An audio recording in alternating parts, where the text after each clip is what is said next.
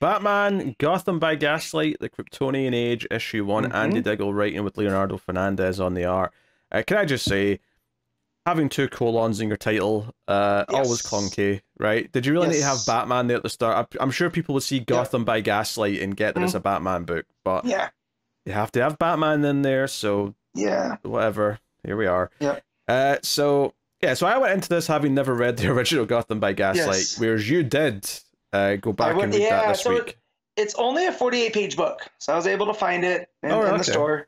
I knew it was short. I didn't realize it was that short. I ended up getting the collection that came out, I think, last year that has all of the Gotham by Gaslight and some of there's some Convergent stuff in there. I got it for cheap. It was fine. But I only read the first story, which was Gotham by Gaslight. So do you want to go through the Kryptonian Age first, or do you want me to give a quick summary? I mean, let's talk about this book first, because I feel like I may ask a couple of questions as we go, and then anything you want to fill in at the end, you can knock yourself out. So the book opens with a flashback to 1860 in the Kansas tribal territory, which is Kansas, in case you didn't get the... we get Jonathan and Martha Kent on a carriage with a horse, and of course this is the ship landing, seemingly. And them finding, we don't see Clark here, we just see, something opening, a green light comes from it, and then well, actually, before it cuts to present day, there is that interesting little moment where some Native Americans are watching this play out in the distance, so curious to see what they do with that. Obviously how the Superman stuff ties into everything, well, there's some stuff later on obviously here, but I think that remains to be seen what they're going to do with that. But the main story is Gotham City in 1893. And we actually spend most of this, for a book that's called Gotham by Gaslight, The Kryptonian Age, which sounds very Batman and Superman-y, most of this book is following Selina Kyle, which is actually kind of funny. Which is funny, because the original Gotham by Gaslight, there's very actually little Batman in there. You spend much more time with Bruce. Yeah, you spend a lot more time with Bruce Wayne doing things than you see Batman on the page, which is very curious. Yeah, one of the things I was going to ask actually is this Selina following up for what she was in that book, or was she even in that book? No, so that original book is just about Jack the Ripper coming from England to the United States in Gotham, and at the same time that a young Bruce Wayne in that time period who was overstudying in Europe to as we always do, right? Bruce leaves as a young man, comes back as Batman, right? So he is in Austria talking to Sigmund Freud when the first time we really see him. And he's coming back to the States. And at the time, the Jack the Ripper killings are just wrapping up in London.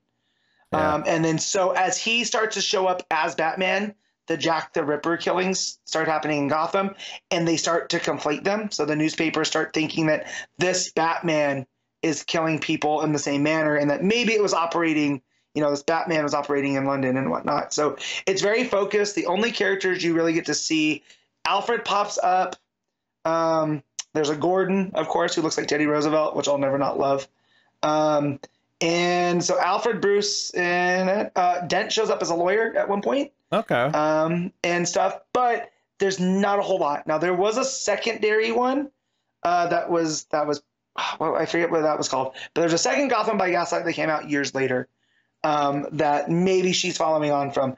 I'm not sure, but in the original book, it's very focused on Bruce trying to figure out who Jack the Ripper is. I actually know the answer to that question. It's the one thing I know about Gotham by Gaslight. Yes, and it's very well told. The Mignola art is fantastic, and the way that we get there, the 48 pages, when I say that it sounds or it feels longer than it is, it's not. There's just a whole lot of mood and pacing in that book where you don't want to rush through it, right? You want to take in, I should read because it's it. a detective, because it's a detective story. You're trying to pick up all the pieces, and there's multiple not choices, but there's multiple suspects that they try to point out through there. But yeah, so this is the first time that I've seen the Selina Kyle in this version. I should read it, because I mean Mignola art alone is a reason enough to read it. And it's before he was really doing a lot of the same, not the same stuff, but it's still very much set to a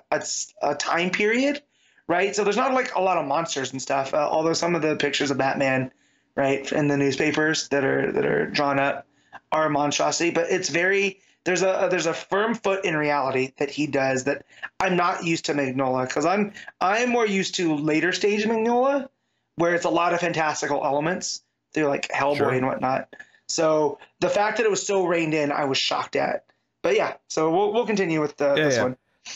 So yeah, because even as I was reading this, I was thinking, I wonder if Selina's in the original book, because this feels like they're making a point of introducing her properly, and to me that, so I got the feeling this was like a new addition to this world, is that this is the take on who Selina is here, and we follow her down to like an alleyway, and she seems to be taking care of some of the prostitutes that live in the city. She seems to be like a madam of the time, who cares about the women who society does not care about them, right? That's sort of like, she kind of hints at that during some of these early scenes where she's talking to them. Some of the ladies talk about, you know, has anyone seen this Batman recently, kind of thing. But she, after all this though, she goes to the Gotham Museum because there's a gala for a new display that Bruce Wayne's apparently putting on called the Kryptonian Age. And it presents the idea that Kryptonian artifacts are from history, and it's like a hidden part of history that no one knows about. It's almost like if someone said they found Atlantean stuff. Well, not because Atlantean is DC also, but yeah, like a lost civilization that you know, that's gone unchecked. And I wonder if that's this idea that Kryptonian stuff has landed on Earth previously, and that's you know why it's here, or is it that it came around the same time as Clark, but because maybe Native Americans like found it and had it like I don't know, like maybe people have misinterpreted it as being old artifacts. Yeah, and knowing what I know about history at that time, right, is that they didn't realize about dinosaurs enough, right? They, you know, that's where a lot of people thought that dinosaur bones were dragon based, right? And this is where the paleontology and stuff is just picking up. So there's a good chance that they think that this alien culture is a long lost, you know, Earth culture. And so I definitely like that here, and it also shows like a lot of fun design work with a lot of the Kryptonian stuff. Yeah. So it just kind of hints at this stuff. This is the thing, like you go a long time in this issue without any Batman or even Bruce Wayne. Like you hear him mentioned because it's his thing that's on. There's more character building though. Selina comes in, and there's like a couple of snotty rich people who are like saying, "Oh, she like runs a whorehouse." I mean, they don't actually say that. They sort of speak around it, but that's effectively what they're saying. And the big pompous guy with the big mustache is like, "Oh, I wouldn't know anything about that at all. I don't know, not me. I'm a civilized man."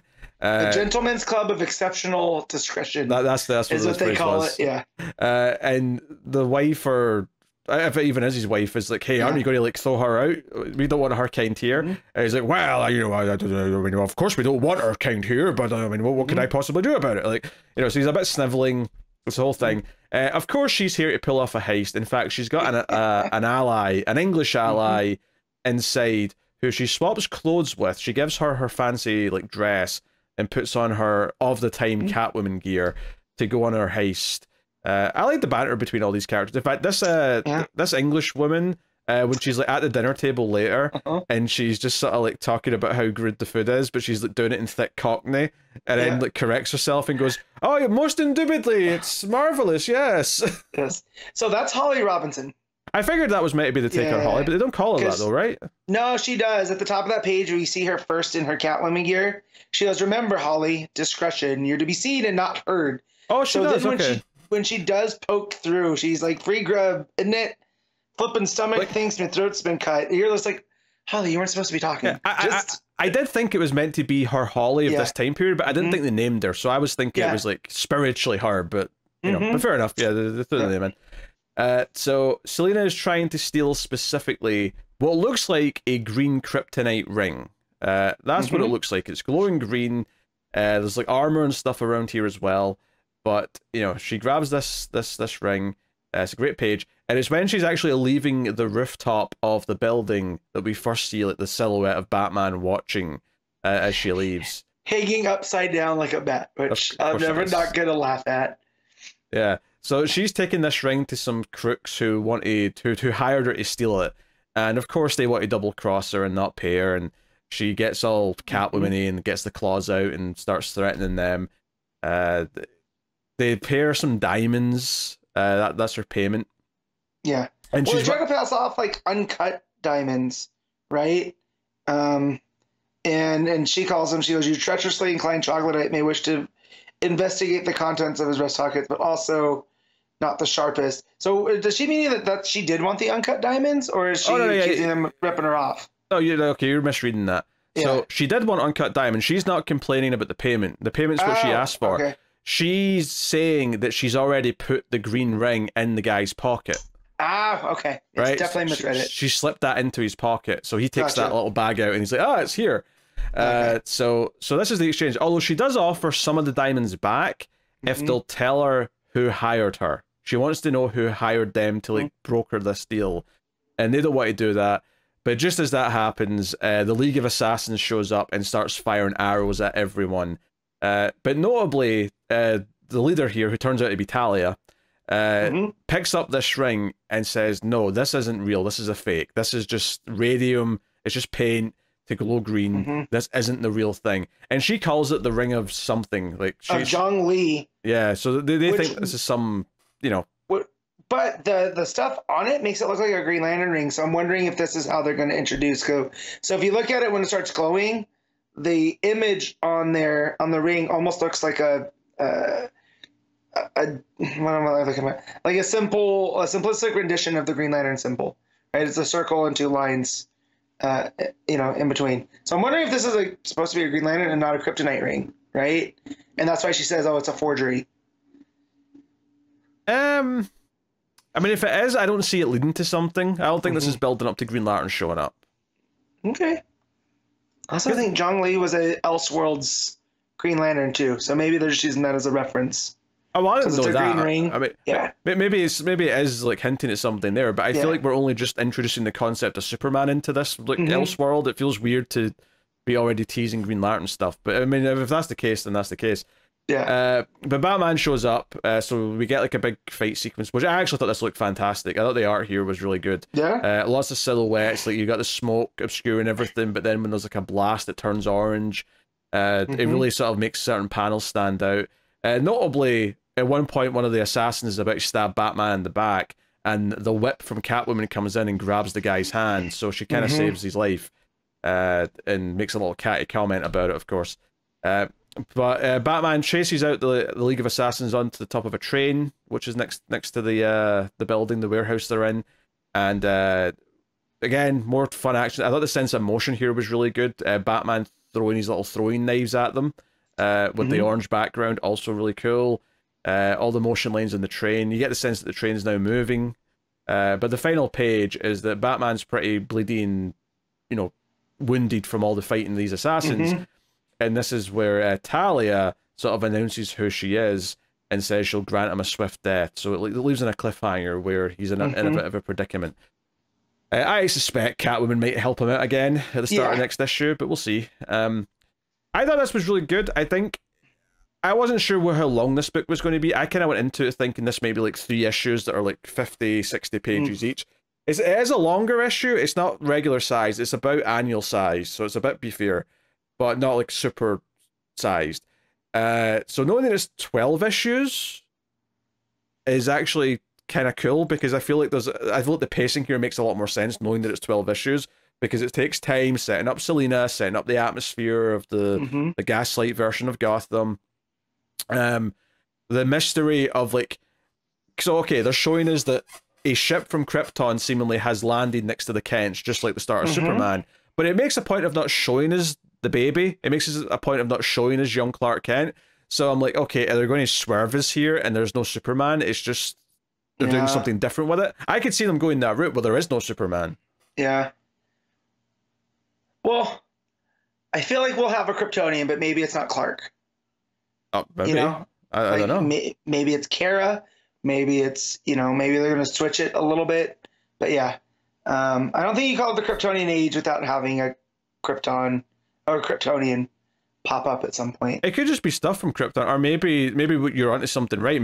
Maybe it's a Green Lantern in there, and there is no Kryptonian stuff. Maybe the word Kryptonian, because this exhibit, the Kryptonian Age, they have named it that without knowing anything about a Superman. Well, so where did they get that name from? True, and there's if you look at all that stuff, right?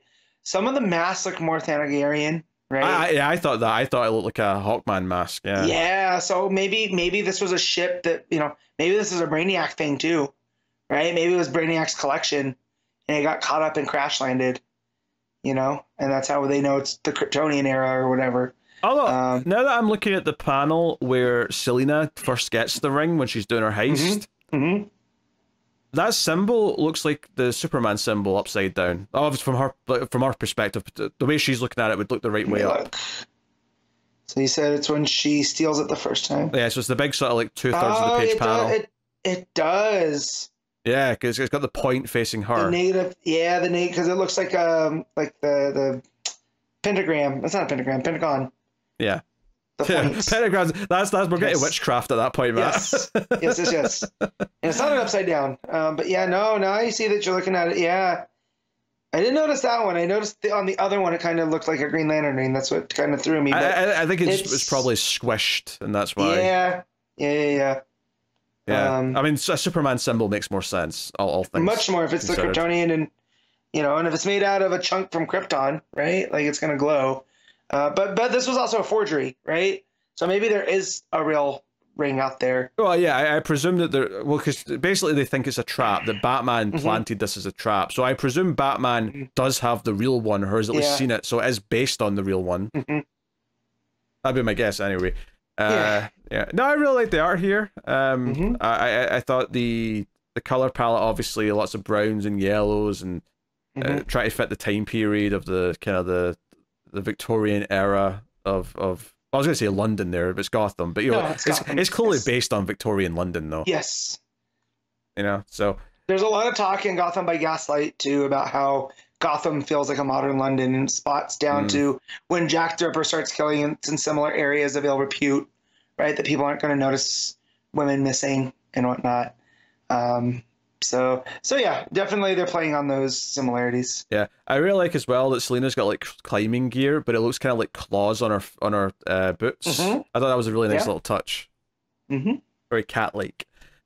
So no, I like going into this with, obviously I know that Gotham by Gaslight is a beloved story, but having not read it, I didn't really know what to expect. But without the frame of reference, I thought this was a really good first issue, and I didn't feel alienated at all that I hadn't read Gotham by Gaslight. It felt like everything this story is doing, it felt like it's setting up. It's obviously teasing some mysteries that it wants to like have us thinking about.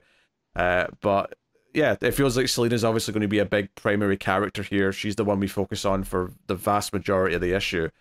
But it being about saving, or it be about stealing something that's Kryptonian, when none of these characters in theory know what Kryptonian is, makes me think there's some more to the story here. That said, though, yeah, a Superman could show up. Like, there's a reason why I think this is set, the flashback set, enough time in the past that he could be an adult 23, now. It's 23 years, right? So he'll be, around 25, 26 years old. Depending on what version of the Superman origin you're using. If he's still a baby, or if he's the birthday matrix, whatever it is. Yeah, is he 1? Is he 5 when he lands? Who knows? Right. Like, it depends on the interpretation. But it feels like they're playing it so close to the chest. I do think there's some kind of swerve to it, that it's not just a straight, Superman landed in Kansas and he's now Superman. It feels like there's something more to it than that. But I mean, we'll see. Maybe they're holding it back in the same way that they held Batman back for most of this issue. Yeah. But yeah, curious to see how this goes. But I'm happy to say that I'm totally down for this whole series now. Yeah, I might have the second Gotham by Gaslight read by the time this next issue comes out, because it's called The Master of the Future, and it lays some more. So they introduced Julie Madison as Brett as Bruce's fiance. Is that Oh, they mentioned her in this book, actually. They mentioned the fiance. So they are using that second book as part of continuity. Is Magnolia still on the second book? Let me see. I don't think so. I think it's a different. Okay, I'm just curious. Artist. I'll have to check. Let me go into the other app right here. But yeah, so the fact that they're also playing with all three so far of Bruce's love interests, I think is very curious. Right? We get Selina and Talia introduced in this. You have him in a relationship with Julie Madison, right? So, yeah, I did note that when they mentioned like he has a fiance, that's right when like they're talking to Selina in that scene, and I was, or just before they talked to her at least, and I was kind of thinking, oh, it's interesting they're pointing out that he's got a love interest already, but before he meets Selina for the first time, effectively. Yeah. So curious. It's not listed. Yeah, I don't think it's Mignola on the second one. Okay. If I had to guess, but yeah, I definitely have that read just so I can fill more of this world in, because it feels like a lot of fun. I love when they do Elseworlds like this that aren't like one for one, right? Like, Bruce is engaged to Julie Madison, right? And that could cause problems, but it's not like he's instantly going to have a thing for Selina when she shows up, because that's what we all expect.